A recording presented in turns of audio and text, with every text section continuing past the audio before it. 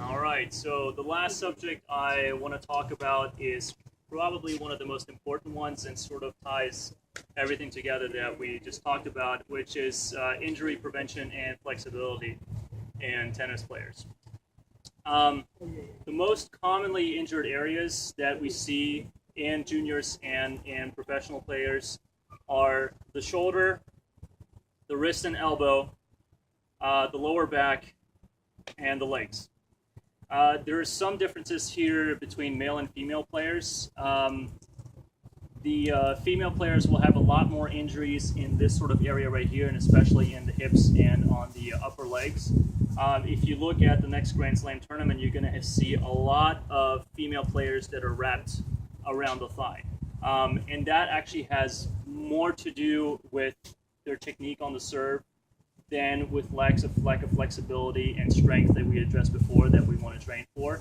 A lot of that has to do with, again, this is mostly a female player issue, with the fact that they always go out with their hips on the serve like this, okay, instead of coiling in and letting that momentum carrying them out forward. So if you're going to be doing this motion right here about 200 times in a match, at some point you're going to see that this area of the body is going to suffer overuse, and this is one of the reasons why you see a lot of female players with the left thigh wrapped.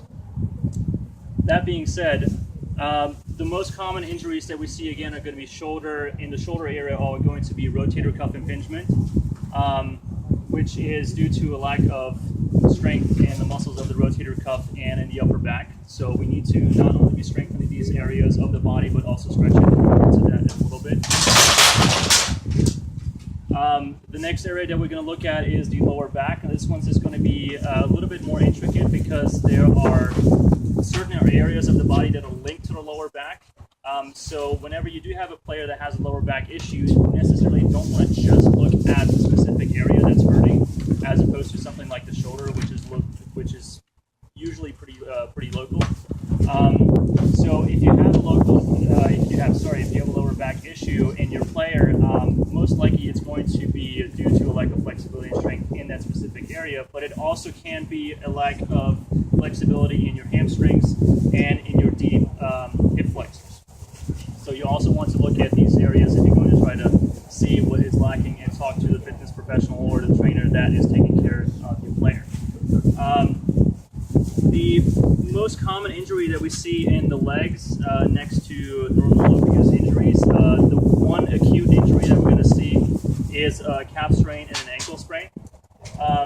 Both of those are going to happen most likely because of bad landing mechanics. Okay, so the ankle sprain is most likely going to happen on a really high acceleration and not being able to maintain a balance and coming over the outside of the foot.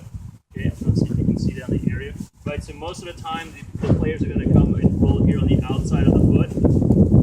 So in order to avoid that, we need to be able to have enough flexibility in all of our muscles to keep our dynamic balance, but also strengthen those muscles that surround the ankle and the calves, and we're going to get to that in a little bit here when we do our dynamic warm-up.